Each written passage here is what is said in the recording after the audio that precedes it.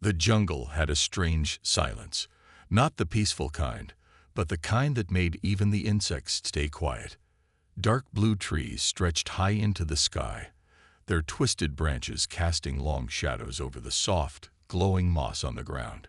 Somewhere, far in the distance, something growled, a low, guttural sound that echoed through the trees like a warning. Kiro sat inside a cage made of bone. The bars were rough, uneven, and carved from the rib bones of some giant dead creature. His wrists were tied, his ankles too. A collar sat tight around his neck. He was bleeding, weak, and afraid. He looked nothing like the creatures that had brought him here. His skin was pale with light markings on his arms, his hair black and messy, and his eyes wide and human-like. But there was something different. Something not fully human. Maybe it was the sharpness of his teeth, or the way his ears curved. Maybe it was the fact that no one claimed him, not humans, not aliens. He was only 17, just a boy. But to the locals, he was something else. Bait. They had placed him in that cage on purpose, not to punish him, not to kill him quickly. No, this was their sport, their ritual. Every season, when the Gralix came down from the mountains, the tribes left out a sacrifice, a living one. The monsters liked it better that way. They hunted by smell, by fear, by the heartbeat of something helpless. Kiro was that heartbeat tonight. He looked up at the night sky through the cracks in the trees. Twin moons floated above, casting an eerie blue light across the forest floor. His lips trembled. He had stopped crying an hour ago. Tears didn't help. Nobody was coming. Not his tribe. They had sold him. Not the humans. He didn't even know if they existed anymore. He had heard stories when he was small. Stories about brave humans who fought for others, who protected the weak. But those were just stories, weren't they? A rustle. His head jerked up. Leaves moved. Something was out there. His chest tightened. His breathing quickened. The Gralix. It had to be them. They always came silently. No footsteps. No warning. Just teeth and claws. He shut his eyes tight and whispered, "Please, not yet." From the shadows, a figure moved. Not a beast. Not a tribal. It was tall, two-legged, and it held something long in its hands. A weapon. Kiro froze. He didn't dare speak. He could barely breathe. The figure crept closer, its boots quiet against the moss. It wore dark armor, scratched and battle-worn. A visor covered its face, glowing faintly green. It moved with purpose, not like a hunter, but like a soldier. Kiro's heart jumped. A human. Could it be? The figure knelt behind a thick tree and pulled out a small device. A red light blinked silently as it scanned the area. Then the soldier looked straight at the cage. Kiro's eyes widened. They saw him. He wanted to shout, to wave, but his arms were tied, and his voice stuck in his throat. The soldier raised one hand slowly, two fingers up. "Stay quiet." Kiro obeyed. For the next few minutes, nothing happened. The forest seemed to hold its breath. Even the wind stopped moving. Then came the sound they had both feared. A crunch. Something big had stepped on a branch. Then another. And another. Kiro's skin went cold.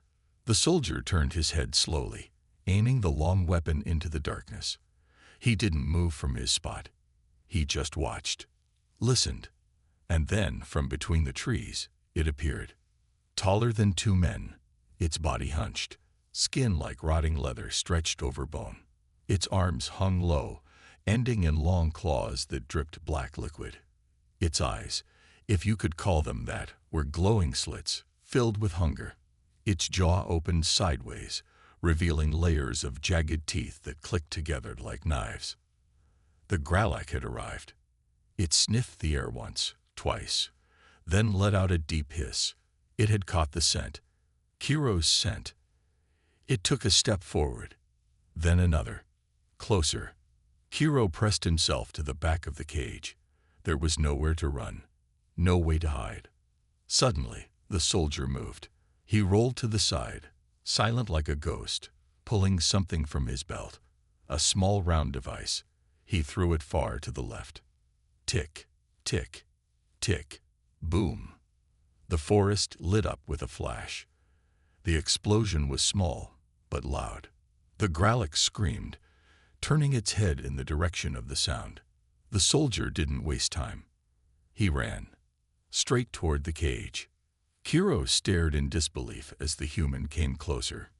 In seconds, the soldier reached him, pulled out a knife, and began cutting the ropes. "You're not safe here," the voice came through the helmet. Rough, serious, human. "We've got to move." Kiro was too shocked to speak. He just nodded. Another roar, this time from behind. The Gralloch was coming back. The soldier yanked the cage door open, grabbed Kiro by the arm, and pulled him out. They ran. The jungle swallowed them. But the monster was right behind. And somewhere, in the trees, more eyes were watching. Not all humans followed the rules, and not all monsters looked like beasts. But tonight, one human had made a choice. He had dared to step forward when no one else would. And it was only the beginning. Rain had started to fall. Soft, cold drops that slipped through the thick canopy of the alien forest and landed on the backs of leaves with quiet taps. The night smelled of damp moss and blood. Somewhere behind them, the Gralloch was hunting, its heavy limbs smashing through the trees as it followed their trail. The soldier didn't speak. He held Kiro tightly by the arm, guiding him forward through the darkness. Every step was careful, measured. His breathing was calm, even though the situation was anything but. Kiro stumbled, almost falling, but the soldier caught him with one arm and pulled him up without slowing down. "Keep moving," he said through his helmet, his voice low but firm. "We're not safe yet." Kiro didn't ask questions. He couldn't. His throat felt dry, his legs weak, his entire body hurt. But something deep inside him, maybe fear, maybe hope, kept him running. The man beside him had come from nowhere. No alien had helped him. No tribe member had tried to save him. But this human had. Who was he? And why? Branches scratched their faces as they passed, but the soldier seemed to know where he was going. He moved through the forest like he had studied it, like he had memorized every tree, every stone. Kiro wondered if this human had been watching him for days. They reached a large fallen tree, hollow inside. The soldier helped Kiro crawl in, then followed behind. Inside, it was dark and smelled like rot, but it was cover, a place to breathe. Kiro leaned against the damp wood, trying to catch his breath. His hands still shook, his heart still raced. The soldier pulled off his helmet, revealing a tired face with sharp eyes and a short beard speckled with gray. Sweat ran down his forehead. A scar curved from his left temple to his cheek. His eyes met Kiro's. And for the first time, Kiro saw something that didn't belong in the forest. Human pain. Real pain. The kind that came from loss. "Name's Ray," the soldier said quietly. "Sergeant Ray Carter, Earth Forces." Kiro didn't speak at first. He just stared. Then, after a few seconds, his voice finally came out, cracked and low. "Kiro." Ray nodded once. "You're lucky I was nearby." Kiro's eyes narrowed. "You weren't supposed to save me, were you?" Ray looked away. "No," he admitted. "I had orders to observe, not interfere." Kiro felt cold again, but not from the rain. "Then why did you?" he asked. Ray was silent for a moment. Then he pulled out a small photo from a pouch on his chest. It was bent at the corners, old. He handed it to Kiro. A young boy smiled from the picture. Black hair, bright eyes, standing next to a tall woman. They were happy. "My son," Ray said softly. "He died 5 years ago. Wrong place, wrong time. Some alien mine blew up half the colony." Kiro stared at the photo. The boy looked close to his age. I saw you in that cage, Ray continued. Tied up, scared, and all I could see was him. Kiro handed the photo back without a word. Something heavy sat in his chest. Not fear anymore, something else. Something that hurt in a different way. I'm not fully human, Kiro said after a long silence. My father was one of them. The ones who left me out there. Ray didn't flinch. I figured, he replied. You're not the first hybrid I've seen. Won't be the last. They called me cursed, Kiro muttered. Said the Gralax would like my blood better. Ray's jaw tightened. Monsters. He wasn't talking about the Gralax. Another crash echoed in the distance. The ground trembled slightly. They're getting closer, Ray said, sliding his helmet back on. We've got to move. Kiro didn't argue. He crawled out of the log and stood, even though his legs wobbled. Ray helped him stay up. We're going west, Ray said. I've got a safe zone about 2 clicks out. What if they follow? They will. Kiro looked at him. Then why bring me with you? I'll slow you down. You could die. Ray's voice was calm but cold. Then I'll die doing something right. They moved again. This time, they didn't run. They walked fast and quiet, slipping through shadows, hiding behind rocks, stepping over fallen branches without sound. Ray used a handheld scanner every few minutes, checking for life forms. Kiro noticed that his arm had a deep cut. Blood was dripping slowly down Ray's armor, but the man didn't seem to care. You're hurt, Kiro whispered. I'll live. You might not if we run into more of them. Ray stopped suddenly and crouched. He held one hand up. Kiro followed and ducked low. Ahead of them, between 2 thick trees, 3 Gralax stood, but they weren't moving. They were sniffing the air, confused. Then Kiro saw what Ray had seen, a dead alien body tied to a post. Another bait. Another trap. Ray cursed under his breath. They're using hybrids to attract them. Again and again. Who? Kiro asked. Ray stared at the bodies for a moment. Your own people, he said. And maybe ours too. Kiro felt his stomach twist. Ray pulled him backward slowly. We need to move around them. Quietly. They circled left, stepping into a cold stream, using the water to hide their scent. Ray moved first, guiding Kiro with silent gestures. At one point, Kiro slipped, and Ray caught him before he fell. When they finally reached dry land again, Kiro whispered, Why are you really here, Ray? The soldier didn't answer right away. Then he said, I was sent to monitor hybrid activity. The army thinks your kind is dangerous. Do you? Ray looked him in the eye. I think people are dangerous, not blood. Kiro didn't reply. The rest of the walk was silent. Finally, after what felt like hours, they'd reached a small cliffside.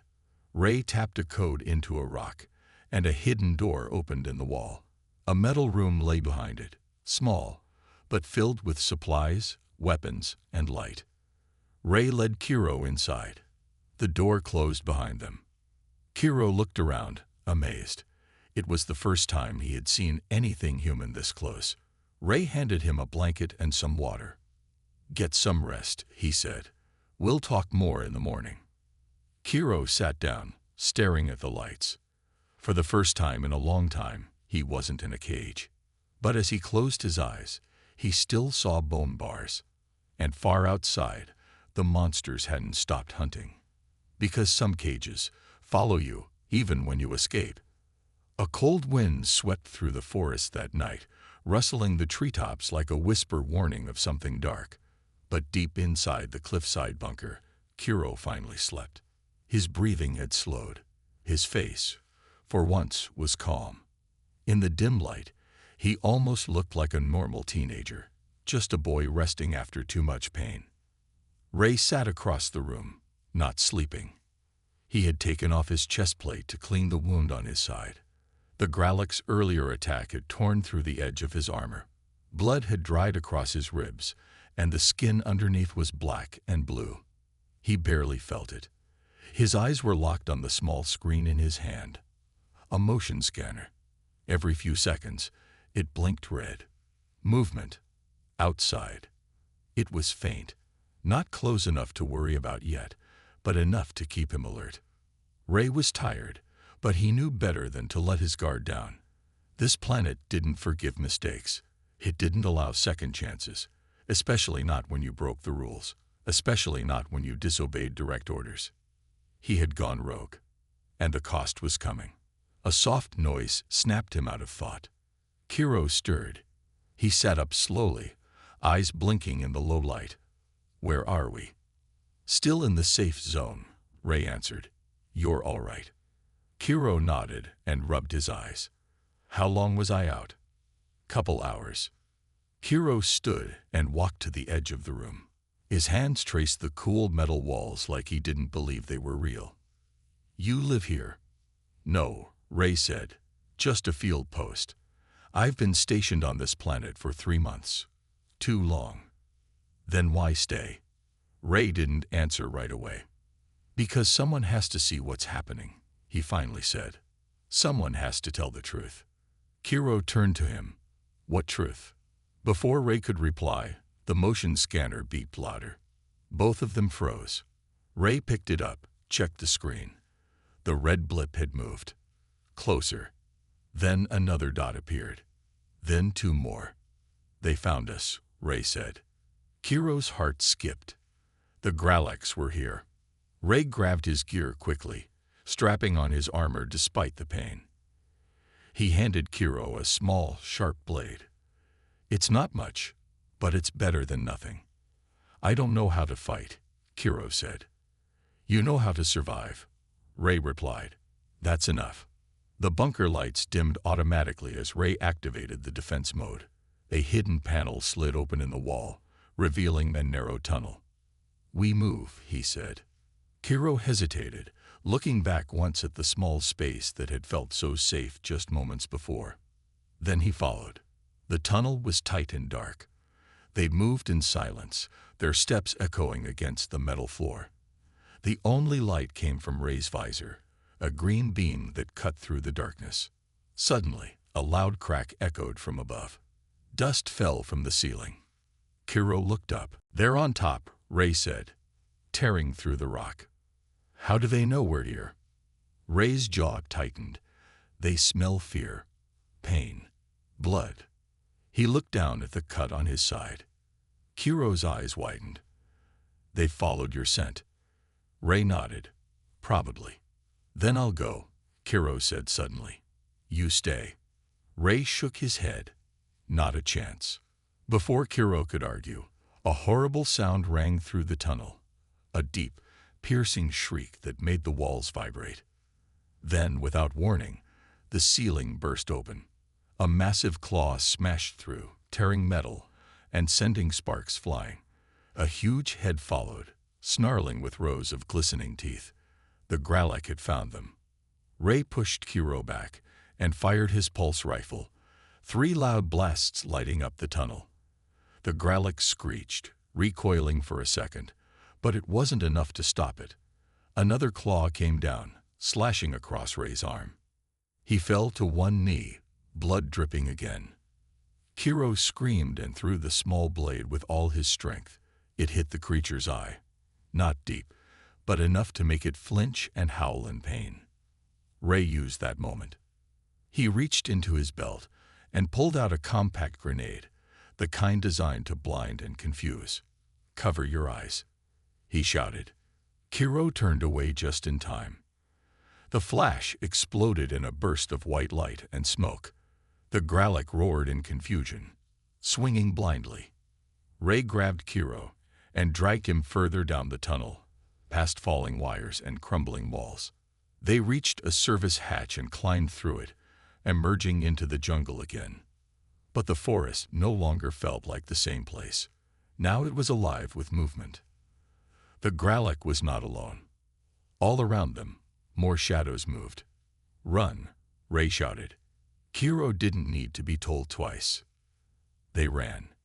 Through branches, over roots, across shallow streams.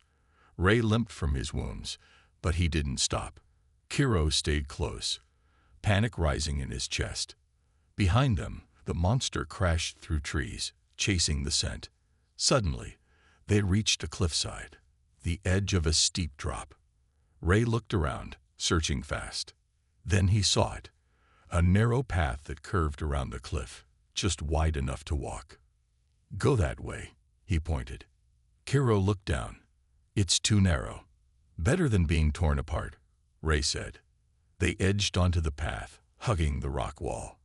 Wind blew hard, and the jungle roared below. Halfway across, Ray slipped. Kiro grabbed him, barely catching his arm. "Hold on," he cried. Ray growled in pain but climbed back up. They made it across. But the Growlithe did not stop. It jumped. The cliff cracked under its weight, and part of it gave way. The monster fell, screaming, into the trees far below. The crash echoed for miles. Ray and Kiro stared down, breathing hard. Then silence returned. Not peaceful silence. The kind that warned, this wasn't over. Ray collapsed to the ground, groaning. Kiro knelt beside him. "You need help." Ray smiled weakly. "You saved me." Kiro looked at his shaking hands. "I think we saved each other," he whispered. But as they rested in the shadows, neither of them saw the black drone floating high above. Watching. Recording. Sending everything back to someone else. And that someone wasn't happy. Rain poured hard now, soaking the ground and washing away blood trails. Thunder rolled across the sky, low and distant, as if the planet itself was warning them of what was coming next. Ray sat with his back against a tree, breath shallow, blood leaking through the cracks in his armor. His face was pale, sweat running down his forehead. He had tried to hide how bad it was, but Kiro could see it. The wound in Ray's side had reopened. The fall, the running, the fight. It had pushed his body beyond the edge. Kiro knelt beside him, using strips of cloth torn from his own shirt to press against the wound. "You need medical help," he said. "Real help. Now." Ray gave a dry chuckle. "We're a bit far from real help, kid." "This is my fault," Kiro muttered. "If I wasn't there." "Stop," Ray interrupted, eyes sharp despite the pain. "You didn't put yourself in that cage. They did." Kiro looked down. The rain hid the tears in his eyes, but not the guilt in his voice. Ray leaned his head back and stared up at the rain-drenched leaves above them. His voice was weaker now. "There's a base," he said slowly. "Human. Hidden underground. About 5 clicks south. I was stationed there before I went solo." Kiro looked up. "They can help you."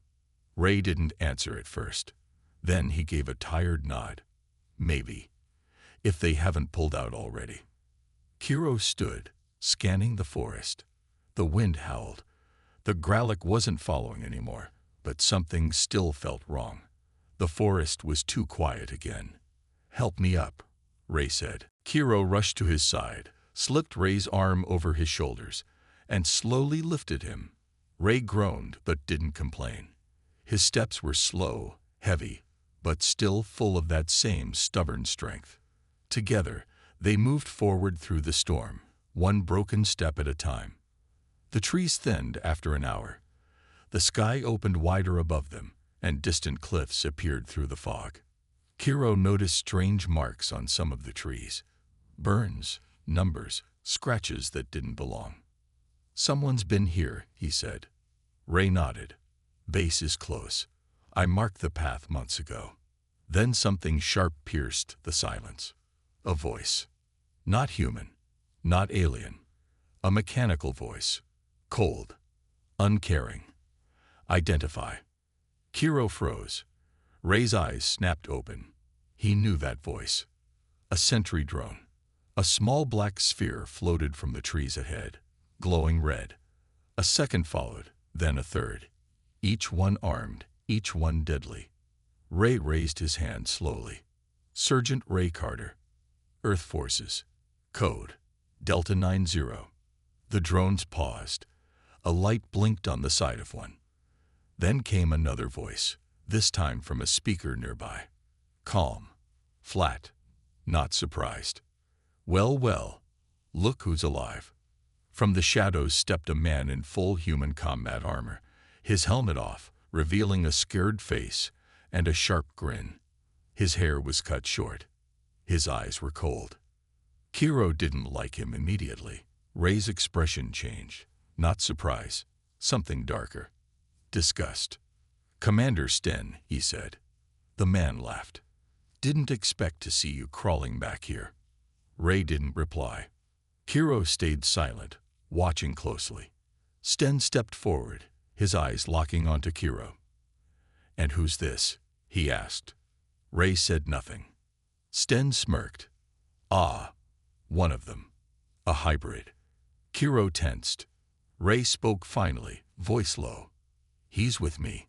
Sten raised an eyebrow. "Is that so? I thought your mission was reconnaissance, not rescue." "I changed the mission." Sten turned his back and walked toward a thick metal wall hidden behind the trees. It slid open with a soft hiss, revealing the entrance to the underground base. "Come on then," he said, "before the monsters follow." Inside, the air was dry and cold. Lights flickered above. The hall was long, lined with old screens and crates. Soldiers walked past, some giving Kiro long, curious stares. Others ignored him. Ray was taken to a med room. 2 medics rushed to work, cutting away his armor and hooking up wires and tubes. Kiro stood nearby, watching with clenched fists. Sten appeared again, this time with a different tone. "You're lucky," he said. "A few hours later, and we'd have been gone." Kiro didn't answer. Sten leaned closer. "You know, I've seen your kind before. Half human, half alien. Never seen one survive the Gralix, though. You must be special." Kiro stepped back. "I'm not." "Oh, I think you are," Sten said. "And I think someone out there wants you badly." Kiro looked at him. "What are you talking about?" Sten smiled. Then he walked away. Later, Ray woke up on a metal bed, bandaged, pale but alive. Kiro sat beside him. "They're watching me," Kiro whispered. Ray nodded slowly. "I know. They don't trust hybrids. Do you?" Ray looked him in the eye. "I trust you." But Kiro wasn't sure anymore. Because that night, as Ray slept again, Kiro followed the corridor deeper into the base. No one stopped him. The cameras followed, but no alarm sounded. He reached a locked door. From inside, he heard voices. Human voices. "Data confirms the subject is a match. Blood contains markers we've only seen in the original test subjects. We could use him. Trade him. They'd pay anything to get him back. Carter's emotional attachment is a problem." Kiro stepped back, heart pounding. They weren't helping him. They were keeping him. Like the cage. Different bars. Same prison. The next morning, the base looked the same, but nothing felt the same to Kiro. The bright lights in the halls now felt like spotlights. Every voice he heard behind doors sounded like whispers meant to trap him. The walls, once cold and metallic, now felt like they were moving in closer. Watching. Listening. Ray was still in the medbay. Resting, recovering. The machines beat gently beside his bed. His body had taken too much damage, and the doctor said he needed time. But Kiro didn't have time. Not anymore. He had heard the truth last night, words he was never meant to hear.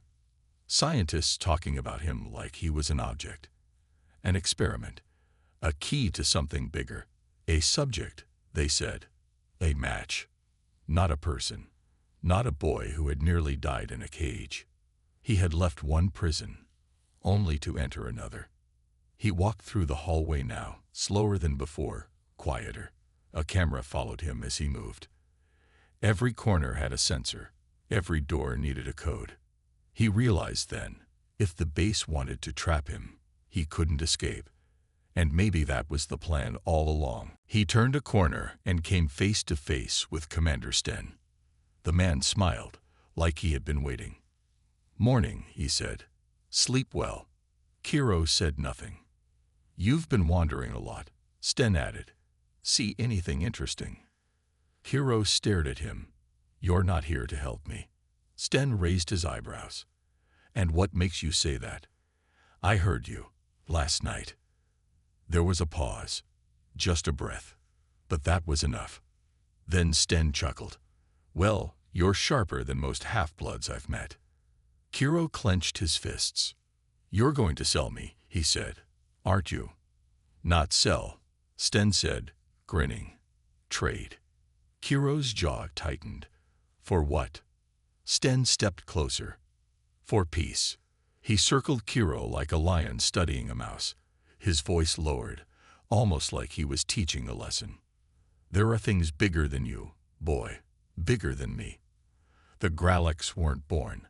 They were made, engineered by your ancestors, and left behind to rot this planet. Now, those same creatures want you. You're their missing piece." Kiro stepped back. "That's a lie." "Is it?" Sten said. "They've been hunting you. Not to kill you. To bring you back." Kiro shook his head. "Why?" Sten smiled. "Because whatever you are, you're not just bait. You're a key, maybe to command them, maybe to stop them. We don't know yet, but the ones funding this mission, they're very interested in finding out." Kiro felt sick. "You were supposed to protect me," he whispered. "We protect what has value," Sten replied coldly. "And right now, your value is high. So we're keeping you safe, until it's time." Kiro turned and walked away, his hand shaking. But he knew now, there was no one coming to help. He needed to get out. He waited until the middle of the night. The base grew quiet. Lights dimmed. Most soldiers were in their bunks. Only the patrols remained, and they were slow, tired, not expecting trouble. Kiro moved through the shadows. He had no code, no weapon, no plan, but he had one thing left: anger.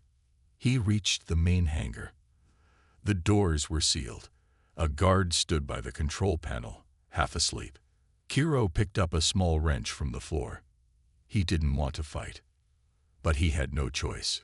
With one hard swing, he struck the guard behind the head. The man fell with a grunt, out cold. Kiro grabbed his access card. The doors began to open. A loud alarm blared instantly. Too late. He ran through the hangar as red lights flashed. Voices shouted. Footsteps pounded from every direction. "Kiro," one shouted. "Stand down." But he didn't stop. A shuttle sat near the end of the hangar. Small, fast, unmanned.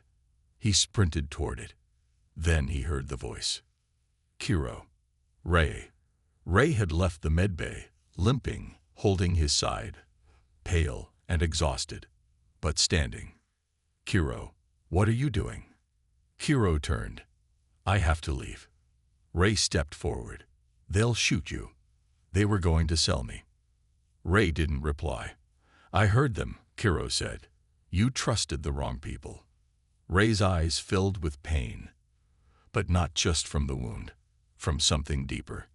"I didn't know," he whispered. "I swear." "I believe you," Kiro said, "but I can't stay here." Ray nodded slowly. Then, with shaking hands, he tossed Kiro a small black device. "Tracker," he said. "They'll use it to follow you. Take it out of your neck.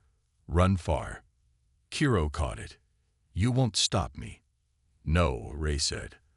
"I promise to protect you. That means letting you go."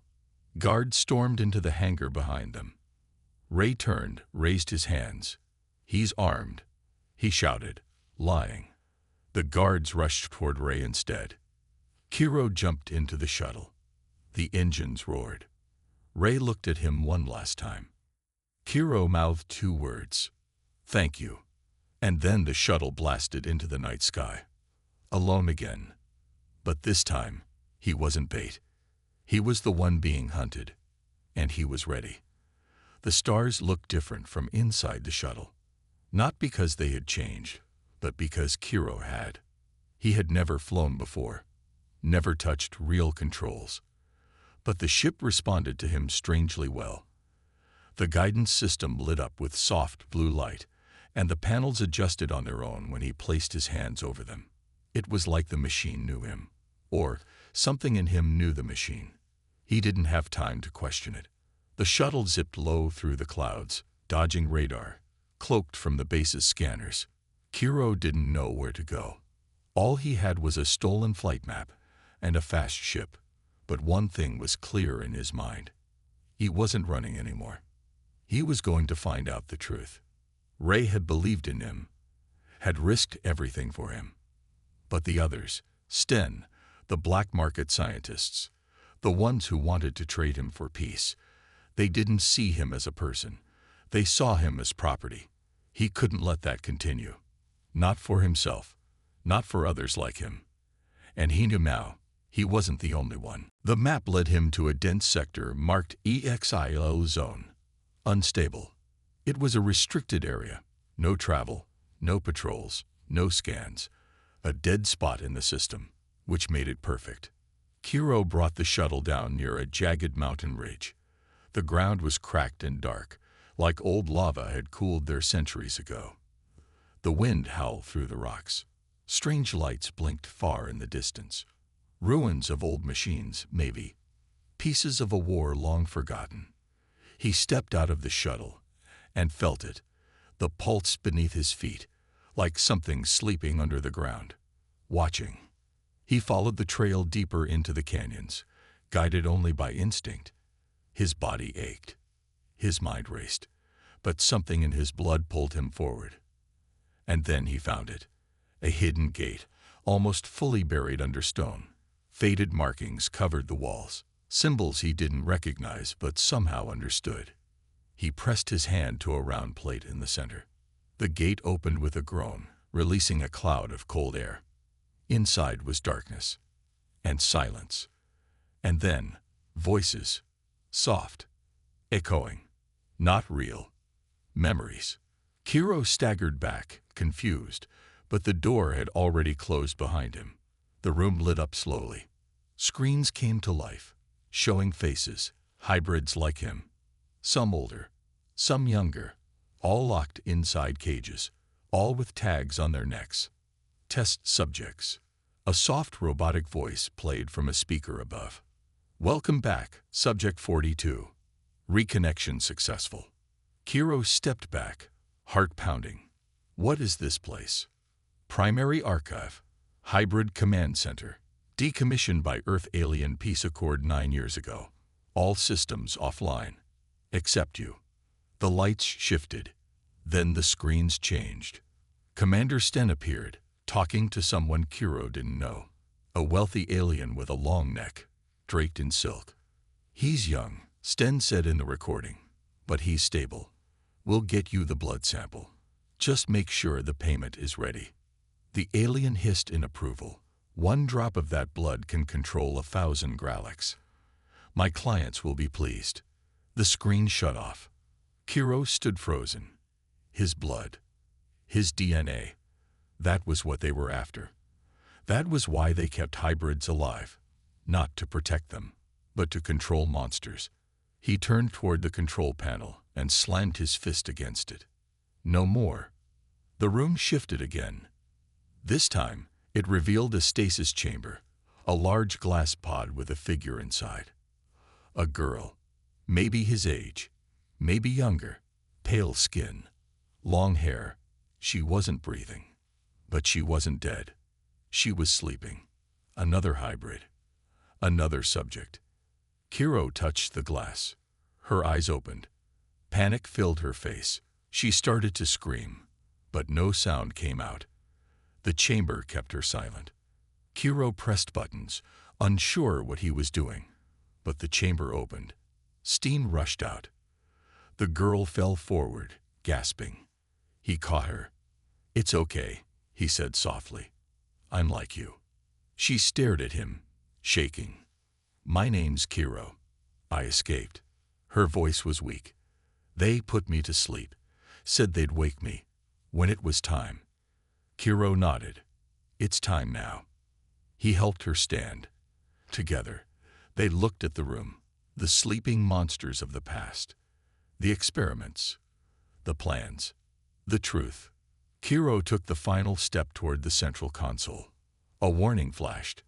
System reboot will signal all units in range. He didn't hesitate. He pressed it. Far above, in the sky, satellites flickered. Hidden bases lit up.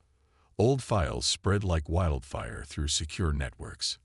Names, faces, contracts, crimes.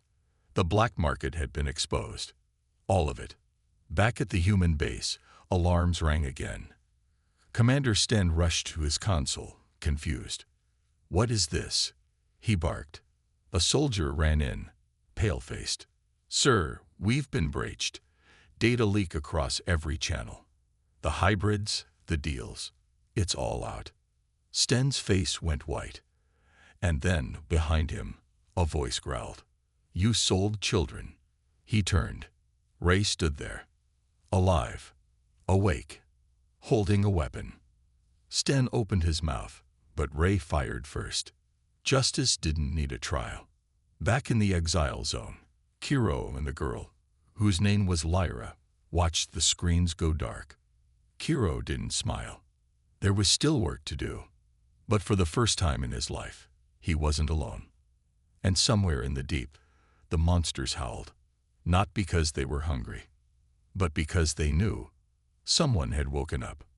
Someone who wasn't afraid anymore. Smoke rose over the jungle. Not the smoke of battle, but of change. The world was no longer quiet. It buzzed with tension. Across the planet, old systems rebooted, alarms screamed in empty labs, and secret buyers erased messages in panic. The data Kiro had unleashed had burned through every locked gate, every hidden server, every lie. The truth had spilled out like fire. And once the galaxy saw it, there was no taking it back. Kiro stood on the high cliffside above the valley with Lyra beside him. The wind blew through her long dark hair as she stared into the distance, eyes wide. Below, large shapes moved, giants in the mist. Gralax. Hundreds of them. They had come, but not to feed, not to kill. They were waiting. Kiro didn't understand at first. He didn't know how or why, but they didn't attack. When he had activated the ancient system, something had changed in him. Something inside his blood had awakened. A voice, not in his ears, but in his bones. And the Gralax had answered it.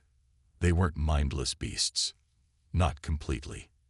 They were searching for a leader, or a command, maybe even a home. And now, they looked to him. Kiro stepped forward. His hands shook. He had been used his whole life. As bait, as trade, as leverage. But now he had a choice. He could destroy them, or he could set them free. Beside him, Lyra whispered, "Do they understand you?" Kiro nodded slowly. "I think they feel me." She looked at him. "What are you going to do?" He didn't answer yet. Far behind them, the sky thundered again. This time not from clouds, but from ships. Earth military vessels descended fast. Their scanners had followed the data drop to this location. Troop pods landed near the horizon, sending up dirt and wind. One final army had come, not to protect them, but to erase the evidence.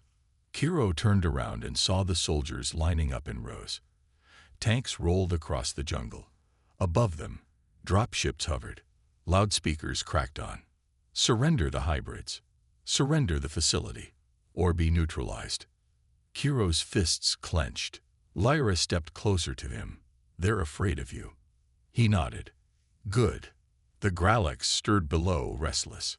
Their claws scraped the rocks, but they didn't charge. Not yet. Kiro walked forward alone, toward the humans. He stopped in the middle of the clearing, hands raised. "I'm not your enemy," he shouted. A beam of light lit him up. The soldiers aimed. A voice replied through the speaker. "You are a security risk, a biological weapon." Stand down. He looked back once, saw Lyra watching, her face calm but ready. She would fight, if he fell. But Kiro wasn't going to fall. He reached into his jacket and pulled out a small sphere, an ancient device he had taken from the archive. It pulsed with red light. A signal sender. I released them, he said softly. Then, louder, I released them all. He threw the sphere high. It cracked open in the sky, and the pulse wave rolled out, slow, invisible, but felt by every living thing around them. The Gralix howled. But they didn't charge. Instead, they scattered, running, flying, crawling into the wild, into the mountains, into caves and forests. They didn't want war. They wanted freedom. And now they had it. The humans stood confused. Their weapons were still raised, but they didn't fire. Kiro lowered his hands. I'm not your project, he said. I'm not your subject. I'm a survivor. Silence. Then someone stepped through the soldiers. Ray. He was bruised, bandaged, but alive, and walking with purpose. He stopped next to Kiro. He's not the enemy, Ray said to the troops. He's the reason any of us are still alive. The commander of the unit hesitated. Then slowly he gave the signal. Weapons lowered. The threat was gone. For now. Later, the humans would argue. Some would call Kiro a hero, others a dangerous mistake, but none would forget what happened. Kiro turned to Lyra. We're not safe here, he said. She nodded. Then we find somewhere that is. They left the jungle that night, not as fugitives, not as test subjects, but as something new, something not yet named. Ray stayed behind to clean up the mess, to speak for them when others tried to twist the truth again. And in the shadows of the galaxy, others began to whisper, of a boy who had been left in a cage, of a voice that called monsters to heal, of a human who broke the rules to do what was right, of two hybrids who had been hunted, sold, used, and still stood tall, and of a future where no one would be born in chains again, because someone had dared to set them free.